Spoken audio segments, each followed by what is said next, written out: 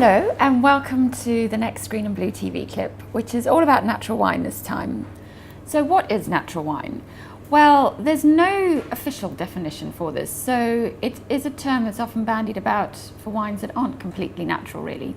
But strictly speaking, this would be a wine that is made from completely naturally grown fruit, so no chemicals used in the vineyard whatsoever. But then, more importantly, when the grapes come into the winery, almost nothing is done to them except for allowing fermentation. So this means that at almost no point in the process, and sometimes with some wines, at no point in the process do you use sulfur dioxide. Sometimes just a pinch before bottling, but that's it.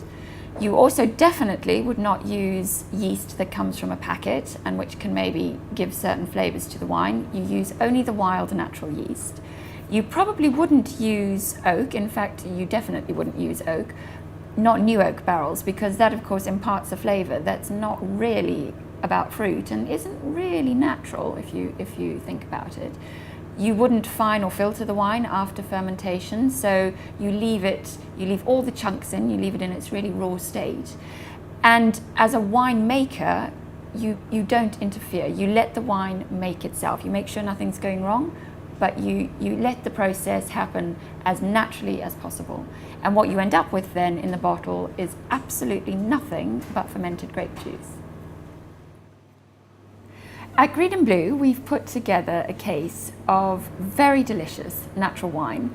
And the idea behind this is that it's for the Christmas season. So this will either be something you can use on Christmas Day if you're a larger gathering, or it'll keep you going for a few weeks if you're going to be a bit more abstemious. And I'm going to take you through them now one by one.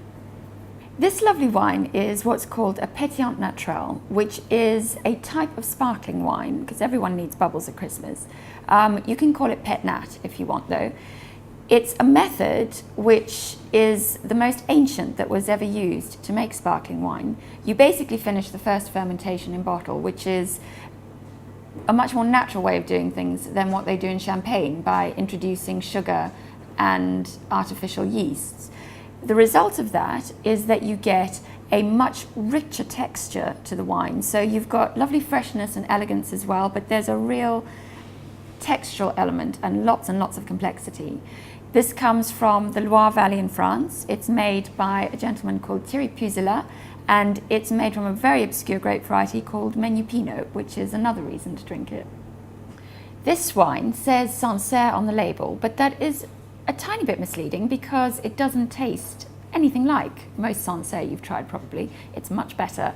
Sébastien Riffaut, who makes this wine in the Loire Valley in France, is of the opinion that this is how Sancerre used to taste before winemakers became much more modern and started using stainless steel and manipulating the wine in the winery more. This is not manipulated at all. It's allowed to ferment very, very slowly in a wooden container, so there is an interchange with oxygen, which gives you again a wine that's got much more richness and texture, but most importantly with this wine still shows a lot of minerality which comes from the vineyard that it was planted in. Very, very special vineyard, as many of them are in Sancerre, which is why it's such a famous appellation. This wine comes from a region of France called Gaillac, where in the last 10-15 years, a lot of the bigger producers have been planting more and more Chardonnay and Sauvignon Blanc for their white wines, which is kind of a shame really, because the world doesn't need more Chardonnay and Sauvignon Blanc. There is a counterculture to that though, smaller producers who are absolutely determined to hold on to some very interesting and esoteric local varieties, like Ondenc and Mozac and Loin de Huil, for example, all of which are present in this delicious wine. This is a very soft and slightly perfumed white, which is what I think makes it particularly suitable for colder weather. You really shouldn't drink this very cold, and you should enjoy the fact that there's a beautiful viscosity to it, along with really soft fruit and a slight hint of perfume. This wine is a rosé, but that should not put you off if you still are of the opinion that rosé is only frivolous and often cheap and not very well made. If someone's growing their grapes perfectly and if they're a very good winemaker, then rosé is every bit as good as any other wine style. This is made by a grower called Nicolas Grosbois in the Loire Valley in France, and it's a Chinon rosé, which means of course that it's made from Cabernet Franc. But because his Cabernet Franc is so good, and because he is such a clever, very natural winemaker, this is a wine that is full of complexity, many layers of complexity, and even has just the slightest hint of tannin, which helps to give it a bit of body and means that it's absolutely not the kind of wine that you just drink when you don't really want to think about what you're drinking. It's a fantastic accompaniment to food, and certainly this time of year it would work really well with all sorts of game birds, turkey, duck, etc.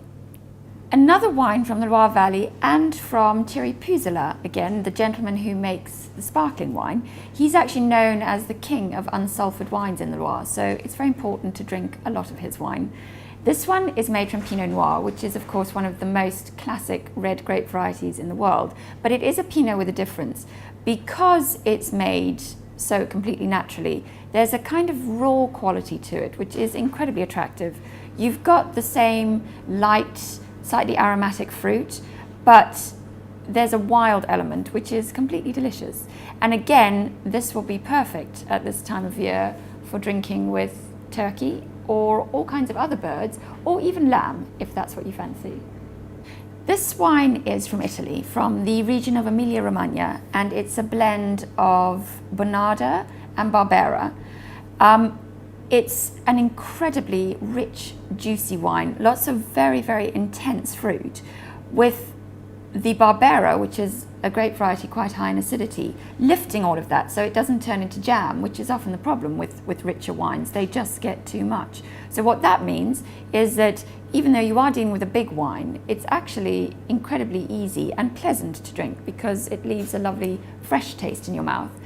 We've included this one in the case because this is a really, really good cheese wine. It's difficult to find reds that go with cheese on the whole because cheese is actually very difficult to match with wine. But this one works particularly well with harder cheeses, but works not too badly with quite a range of them. So hopefully you've learned a bit about how special natural wine is today. We're offering the 6-bottle case for £95 or the 12-bottle case for £190, which are both very discounted prices. And you can order those online or you can pop into the shop and buy one. We'd also like to say to all our customers that we hope you have a very happy and peaceful and healthy Christmas and a very good New Year. To your good health.